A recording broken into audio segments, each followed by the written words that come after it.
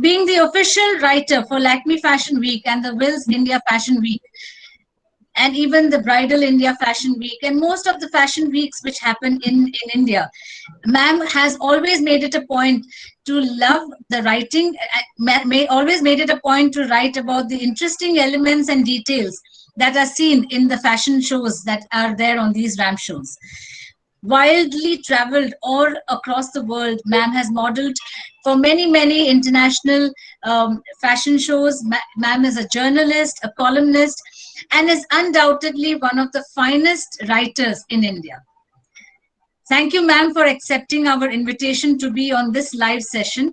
We are glad to tell you that this show is being attended and viewed by students of Fashion Design Department from all the centers at NIFT Mumbai. So let's begin our session. Have fun, learn, and enjoy. Thank you so much.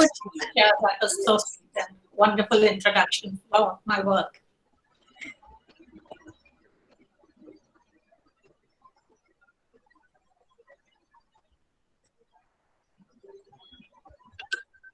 Ma'am, we can start the session.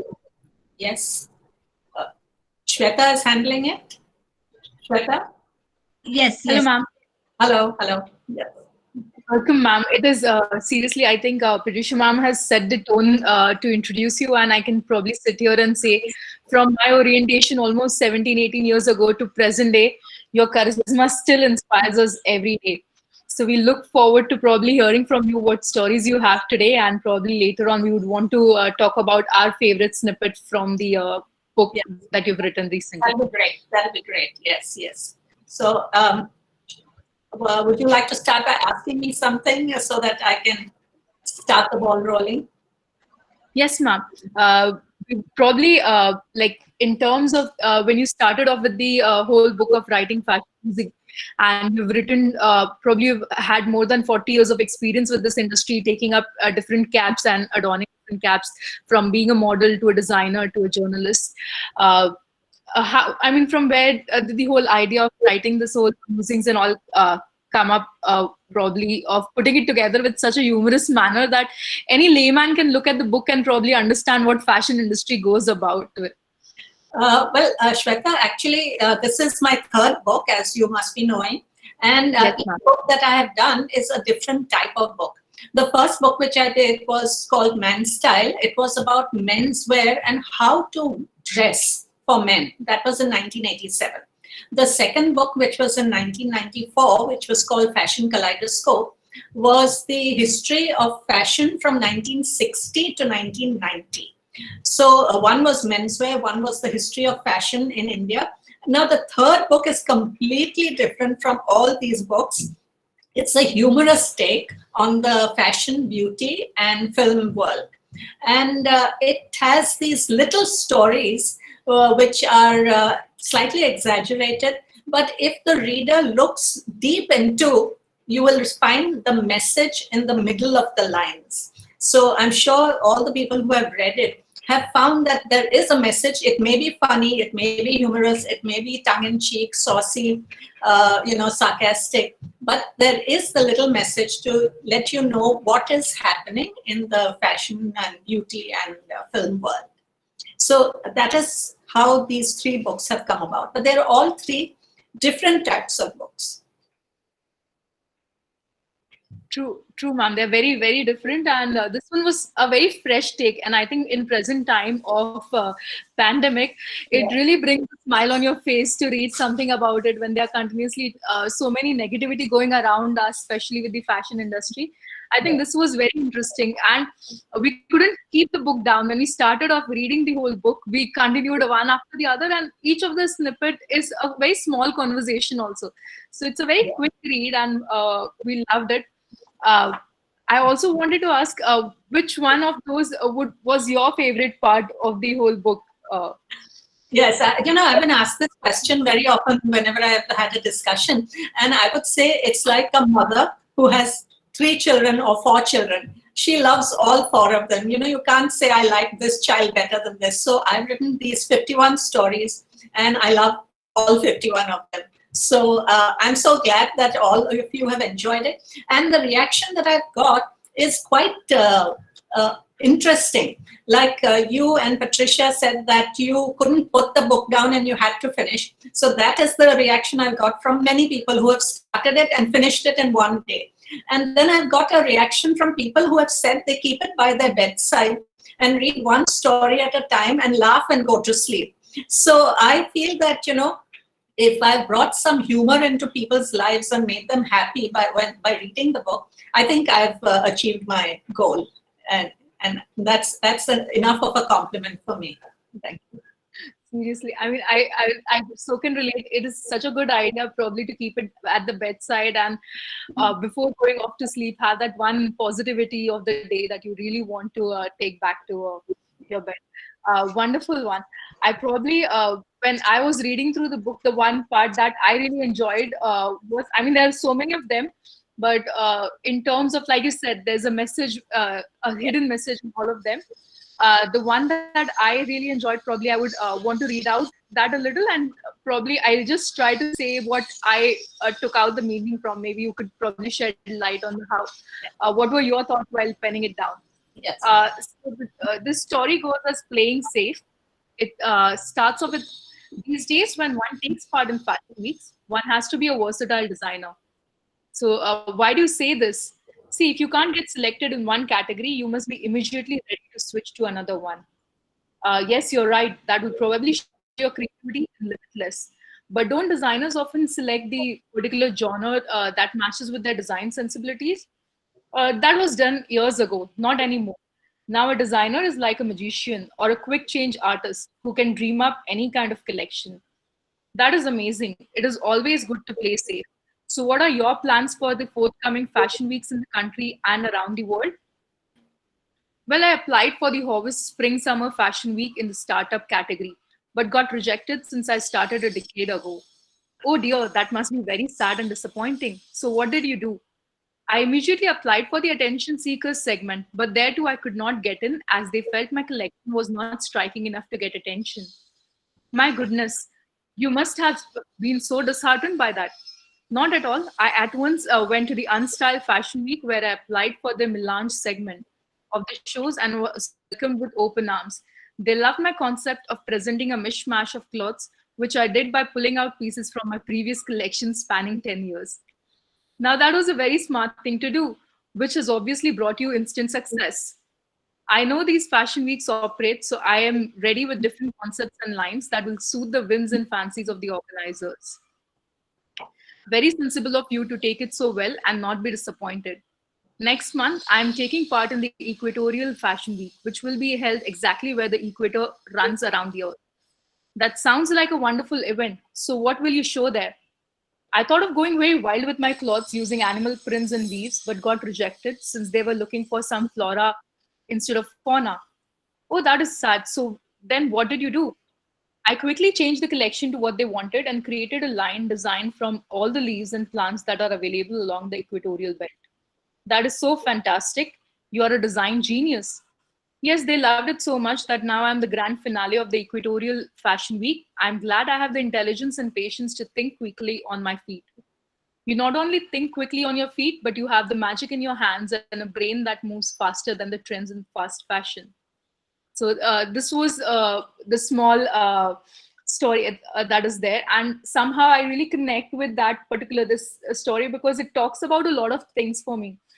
Like you really need to adapt to dynamic changes as a professional in a fashion industry. We really need to adapt to that, and at the same time, as a designer, we do have a mind to probably come up with a rational justification, a solution for every situation. It also teaches us not to give up. There's, I mean, something, if we look at the right time, the right clientele, then the kind of designs that what we have created will suit someone in that particular place. So it gives a hope, ray of hope. It asks you to continue working towards what you are passionate about, and also shows how you have to probably work on the spot and come up with these solutions. So that was something which, for me, in terms of a fashion design, are the three key parts of it: that perseverance, that on the spot thinking, and to be able to solve the present situation. That is what this particular story comes down for me. I would want to know probably what was your, if I've been able to touch the essence. I think you have defined it perfectly, and that is exactly what I had in mind. That designers have to be adaptable, flexible, and match the requirements of the fashion weeks, because there are so many different types of fashion weeks that take place, right from the casual to the formal to the bridal to the lingerie to kids wear. So depending on where you want to show, you should be able to design. I mean, after all, a designer can design anything. It's not necessary you have to design clothes. You can even design furniture. You can even design jewelry, shoes, handbags. Design means creativity. And therefore, you can use it in whichever avenue that you feel you need to use it.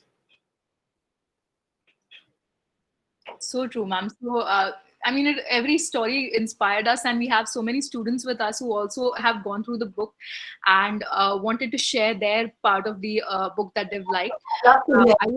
Yes, I'd love to hear the reaction to the stories, what they have, how they have defined them, and what they have, how they found the message which is there somewhere hidden between the lines and paragraphs. Right. I'm also very excited to know from them, because it's a very fresh perspective what the present generation, when they read about fashion, how they have perceived it, it comes through. Yeah. I would like to invite Niharika, if she could probably express her experience for reading the book. Oh, hi, Niharika. Hello, Meher ma'am. Yes, hi. So nice to see you. Yeah, great to see you. I can see you. Okay, so so ma'am, I have a question. Yeah. It's a little long, but please bear with me, because I'm really interested in the answer. Yeah. So I read this snippet called Buyer's Dilemma from your book only. Yeah. And there you say that you have had this, project of your dreams and all, and then you go ahead to say that you don't have the personality for it. So such kind of things we usually hear from people, who are into very mechanical type of fields, say engineering or banking or something like that, where 1 + 1 is 2, so they are able to do their job. But then how did you make this work in a creative field where 1 + 1 can be 40 or 7 or anything? So how did you be so successful even when you didn't, like, when you recognize that you don't probably have the personality for it? Are you asking me about my personal experience or about the Yes, ma'am. Yes, ma'am. Personal experience? I don't know about personality, but I would say perseverance and persistence is very important in whatever you want to do. And so if you're persistent and persevere, then your personality automatically comes into the balance. And therefore, basically, I mean, as far as my personality is concerned, I think you might be a little surprised, but I'm an extremely shy person. So that sounds a little, unbelievable, because people think that, being in the fashion business and writing and moving around with designers, you have to be very, sociable. But till today, I have never, ever attended a fashion show party in my whole life. Neither have I ever attended a party when I was a model or a designer. So I believe that my work is my work, and I treat my work as if it's like a job, like any other job, like an electrician, a plumber, or engineer. That's how I take it. I don't take it as something which is so glamorous that, I have to put on a lot of attitude and party around, and then only I will be successful. I think that hard work, persistence, and dedication, that is what makes a success of any profession. Whether you're a designer or you are anything, whatever you may be. You could be an actor even, but persistence and dedication will get you your goal. Did that answer the question, Harika? Yes, ma'am. Yeah. Thank you. Thank you. So the next student that we would be requesting is Ms. Deepika. Deepika, if you would like to address Meher ma'am with. Yeah. Hi, Deepika. I can see you. Shweta ma'am. Hi, Meher ma'am. I think I can say it's an honor to be in the same virtual room as you.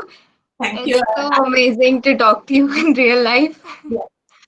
Ma'am, so I also went through your book and it's amazing. First of all, let me say budding designer and your own brand in the future. I love the chapter on or offline. If you may, I will read it for Yes, everyone because it's really amazing. please do. So it's like a conversation. Yes. I am now ready to retail my collections after my successful soiree at the last fashion week. That is wonderful. Congratulations. You have come a long way after graduating from design school at the top of your class. Thank you. But I'm a little confused about what avenue should I take. What do you mean by avenue? You want to sell your label, right? Yes, but I can't make up my mind whether I should go online or offline. It's driving me crazy. Well, both options have their pros and cons. Please explain and help me with the advantages and disadvantages. If you go online, you save on the cost of the retail outlet and you can sell at the price you want. But you will have to be very organized and have the garments ready in different sizes and styles as soon as the customers order. Okay, that sounds easy. If you go offline, then you need to find a good location for your store, spend on decor, rent, staff, and there is a possibility that customers will be difficult and ask for favors. Oh, that sounds troublesome. But again, while online is going to be the booming business in future, many online brands are going offline too, since the losses in advertising, which were aimed at killing the competition, are now killing them. Oh dear, that sounds like a dangerous business now. But offline is no better. You would need a location in a mall or on a busy fashion street. But research has shown that people come from the mall experience to eat and have fun, but don't do much shopping unless there's a huge discount sale. That means all the brands in the malls are not doing great business. No wonder they don't last longer than a year or two because the rents are so high. The benefit of going online is that you get your money fast and there is no consignment basis. It is only cash on delivery. Yes, that sounds very encouraging, but I've heard there are problems of wrong sizes, return deliveries, going astray, etc. You have to be very careful. Today, the whole world is going online, right from food, buying homes, education for kids in schools and colleges, virtual meetings, lots of work from colleges, home and annual general meeting held on Zoom or Google Meet. Your creations will be sold even in the smaller towns if you're online. So it seems that it is a virtual world that I need to be in right now, or I will be left behind. But I love human contact and seeing the smile on my customers' faces. Yes, it's a win-win situation for you on all fronts to be online, since you will be living in the virtual world, whether it be the fashion business or for the rest of your life. You better get used to no human contact from now on. So this was the chapter, and as the person in the book, I don't know if it was meant for you as you wrote as yourself, but I also love human contact, and I love going to the store, pulling the rags, going to the trial room, and getting clothes. So this pandemic has changed everything for me, and even if I think in the customer perspective or from a designer perspective, I think going online is better. Even if I graduate and want to have a brand of my own, I think going online is a better way because it's more profitable. And when I have a stable monetary situation with my brand, I can do whatever I want with the offline store and decor and Yes, everything.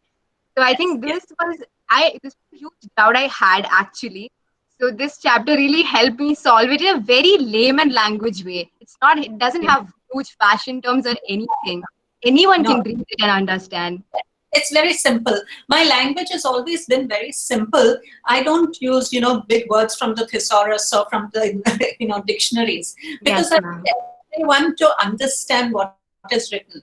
And what I'm happy about is that this book has appealed to students of fashion who are young, as well as mature senior citizens who have no knowledge of fashion. have enjoyed the book and, as usual, laughed along with all the stories. So I'm really happy. I didn't expect that this book would appeal to mature senior people who don't know about fashion. But now I've realized that people who don't know about fashion have also liked it, and that has given me a wider readership base. Not only fashion oriented, but people who just want to have humor in their life and then also learn a little bit about what I'm writing about. Yes, ma'am.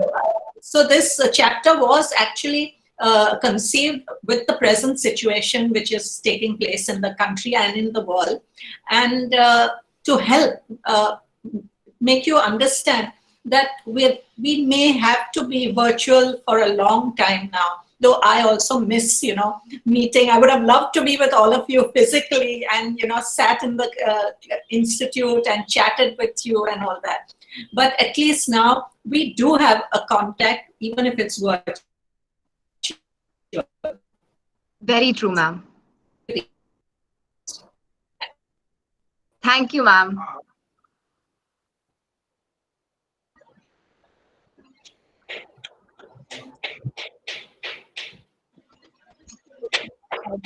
Pratyusha ma'am also wanted to ask you a question that ma'am had, so I probably would give this chance to Pratyusha ma'am to.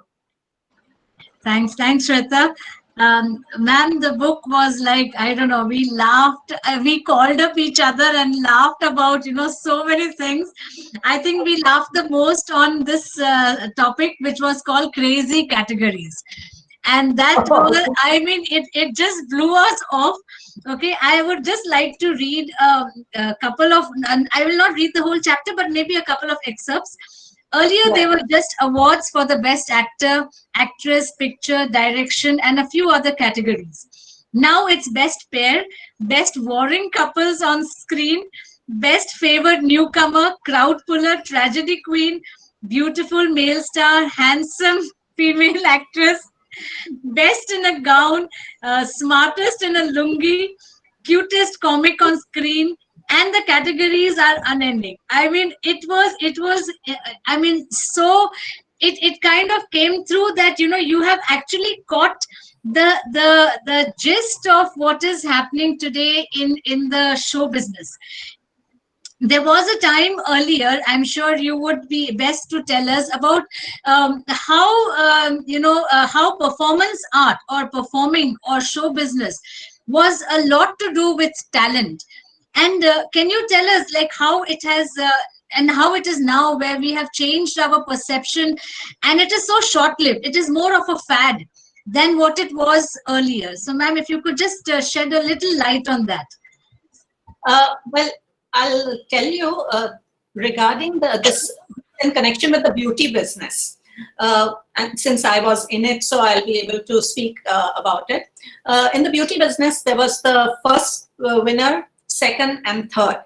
And then it was the best gown or whatever traditional outfit, the best swimsuit, and the best national costume. But now, because of the advent of sponsors, the whole concept of contests has changed. So you will see now, as I've mentioned later on in that story about beauty contests, where every part of the body of the girl gets a prize. So, it's all because of sponsorship. And this sponsorship has come in because people want to add money or want to finance their contests or their events, whether it's a seminar or discussion. There's one about the seminars and discussions also, where they have sponsors and the sponsors literally rule the whole event. So that is what has brought about this change.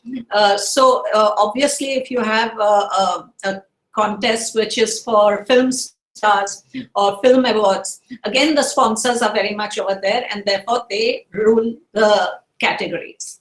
So that is the difference. Earlier, it wasn't there. Sponsorship was just the main title sponsor, and that's it. But now, to add at times, these contests have become money-making businesses also. So you have different types of contests. You'll have a contest for the best architectural buildings built or something like that, or the best food chef, or even the best curator, which is now a word which has been thrown around for everything. I mean, you could be curating a Bhel Puri contest also. So that is what is causing this difference in the categories. Very true, ma'am. My other point was the word curator and how you have perceived and understood it as of today. Earlier, it meant very different, and today curator has a different concept behind the whole word by itself. So I think, yeah, very, very truly said, ma'am. Very truly said.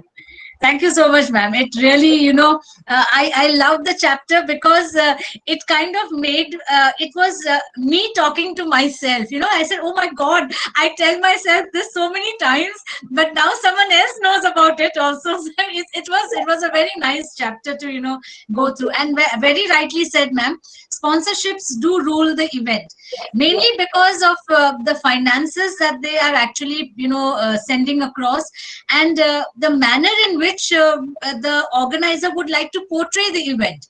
So both put together has a lot to do, and yes, we have to respect their points of how to organize the event as well. So thank you so much, because a lot of students now are getting into different areas, some of them being event organizers as well.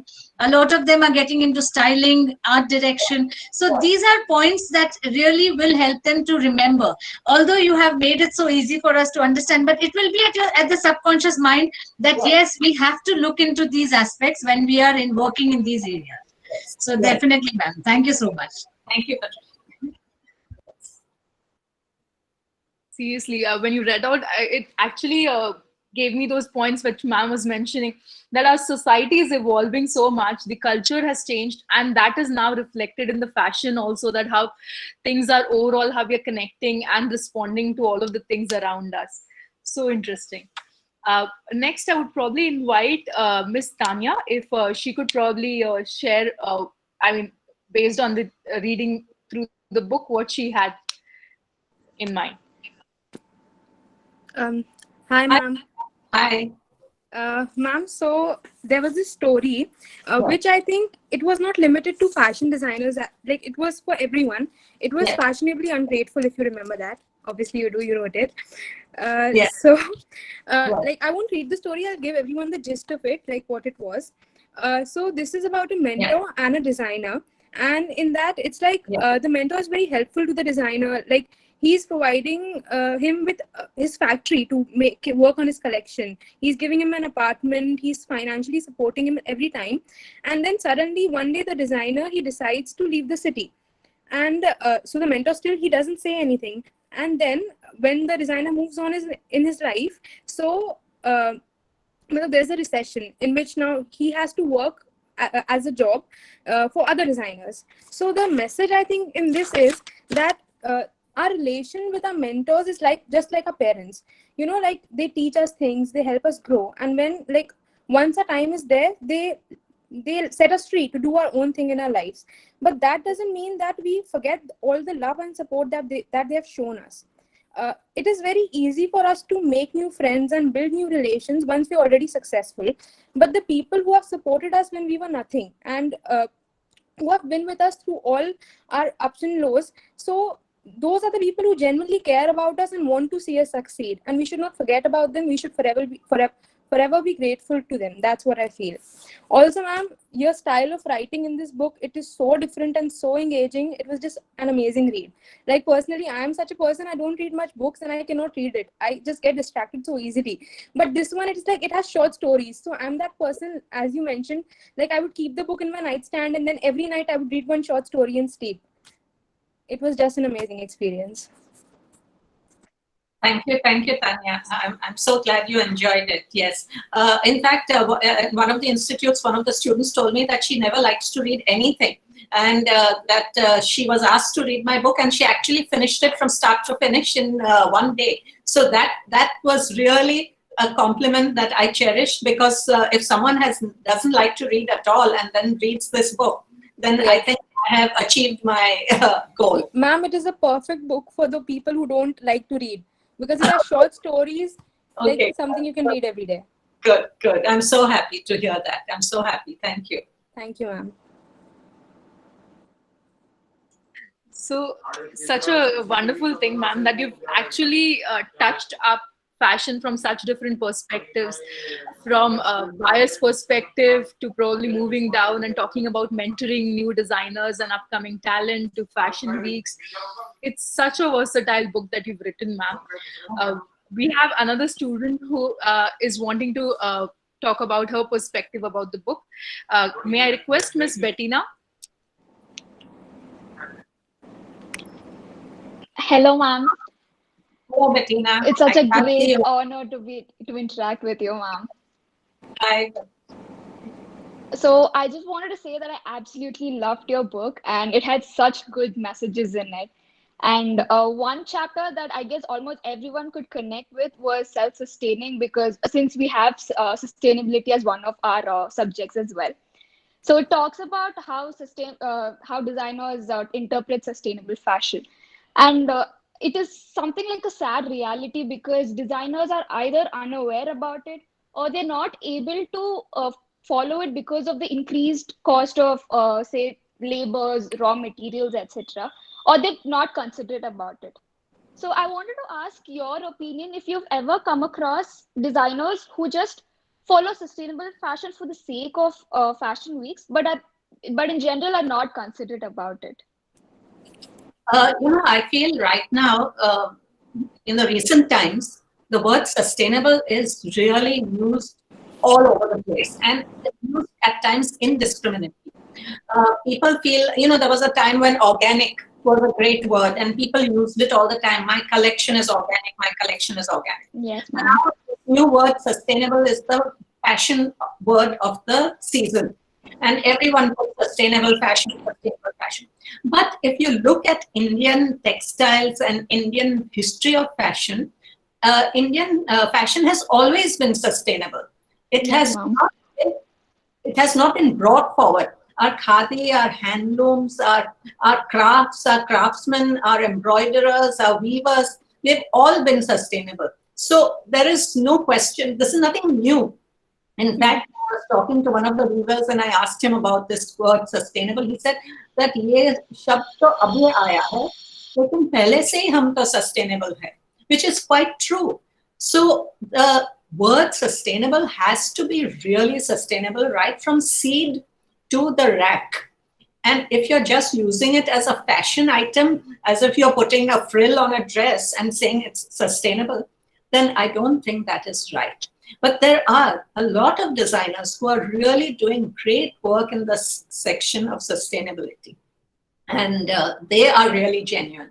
But the ones, I don't know whether you saw this feature program by Hassan Minaj, who spoke about sustainability and how so many fast brands use the word sustainable and nothing about their garment is sustainable. Not even 1% of it. So you must watch it. It's called In the Patriot Act.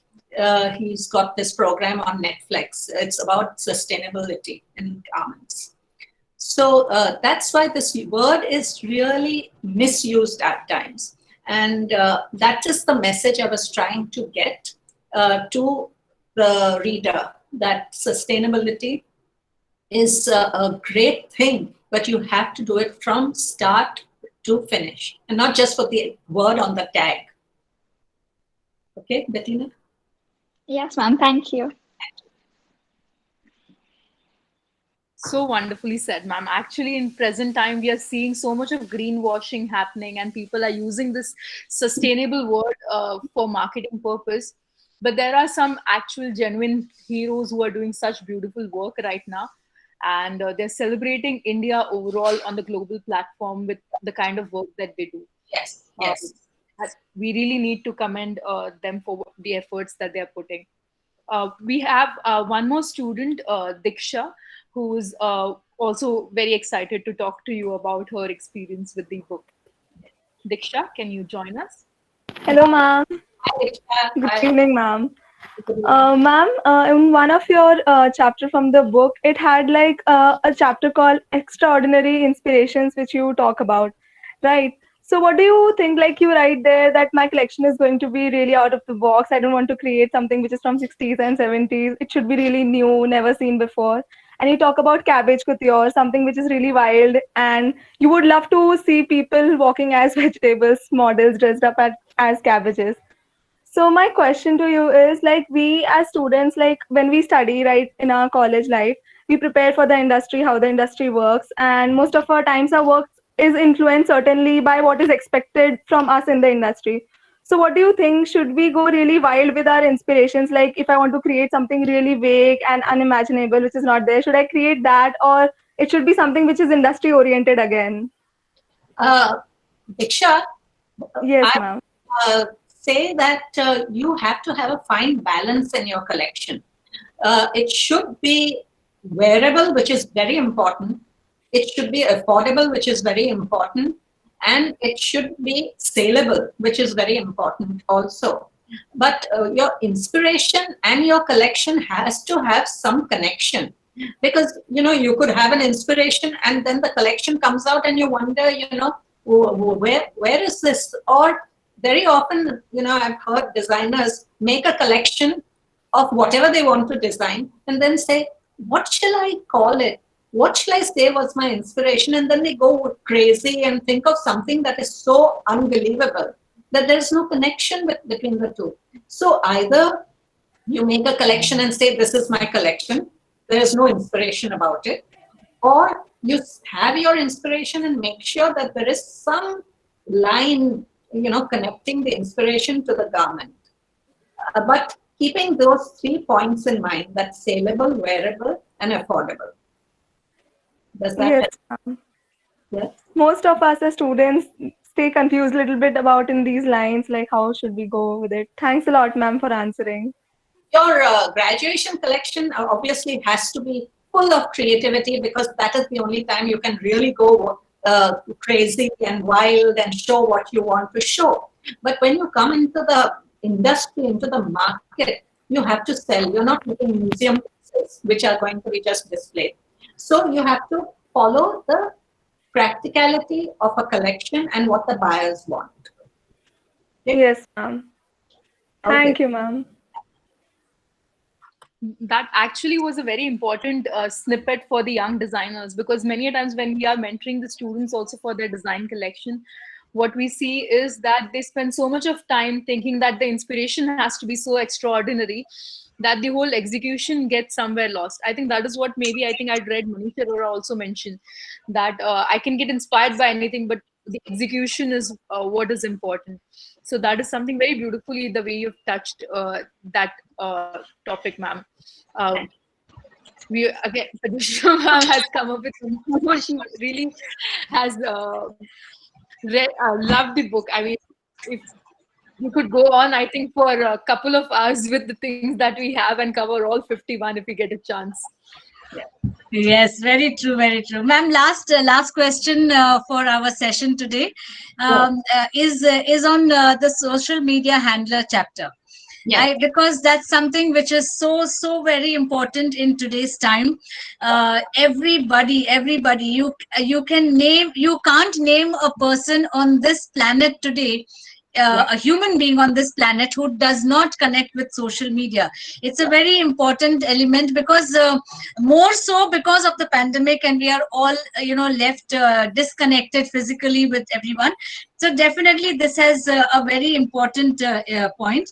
So I'll just read out one. As a social media handler, I look after Instagram, Facebook, Twitter, Snapchat, Pinterest accounts of my clients and ensure that they are in the news throughout the day, even at times in the night. Wow, this must be really hard work. Yes, it is. My movie star client goes to parties, shoots, acting, gym abroad, has hobbies, does charity work. So I have to ensure that all those different aspects of her are kept alive. So, ma'am, this is something because of the current events of time which are happening right now, because people have got so much of access to internet and social media. Ma'am, do you think this is going to be a fad, or do you think this is a long time situation that's going to be here with us today? And will that be the only way to now promote or display or exhibit fashion? Yes, definitely, Patricia, because I will tell you from my personal experience, my second book, which was Fashion Kaleidoscope, was only dependent on the print media to publicize it. But for this book, I am on social media practically 24/7, and my whole book has been promoted only on Facebook and Instagram. And the reviews also have come online on magazines and on websites. So the social media is now extremely important. And for designers especially, it is a wonderful opportunity because you can promote your design so easily by making your own website. You don't have to go and beg to stores to stock your clothes and then go into this consignment payment and all those hassles. Now you are your own master. You make your own website, you sell it through different websites also, e-commerce websites. So the social media is now going to rule. In fact, the print media is gradually dying. The magazines are closing down and many of them have gone completely online. You must have heard about the Harper Bazaar and Cosmopolitan and Hello and all, which have closed down in the print section. But it's in the social section online that they are now very, very popular. So social media will make your career if you do it properly and carefully and plan it out. Even YouTube is extremely helpful because I've got my book trailer on YouTube, and that has helped a lot. So every different segment of social media should be used very, very carefully and selectively. Very true, ma'am. Very well said. And I mean, this is going to be our state of affairs for the current time being, at least, because I think it's a good platform to connect with everyone and not lose touch. Because, you know, distance is, of course, going to always remain. But I think social media is actually bringing us closer on this pathway. Yes. Very truly said, ma'am. Very truly said. Ma'am, this is a beautiful time we have had with you. Thank you so much for this session. It has been amazing. And it's going to be definitely one of those sessions which all the students will remember. More even so, because we also have a subject which is fashion, clothing, and society.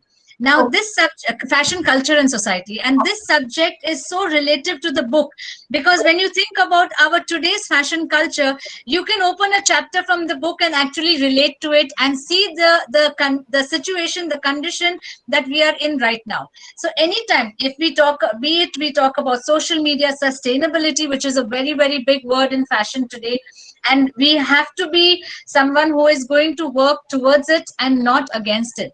So very, very well put across as your answer to our students' question as well. In fact, Patricia, some of the institutes have also made this compulsory reading for the students to, you know, make them understand the fashion business in a very simple manner. Because each story tells them what is happening in the fashion industry, in the beauty business, and in the film world.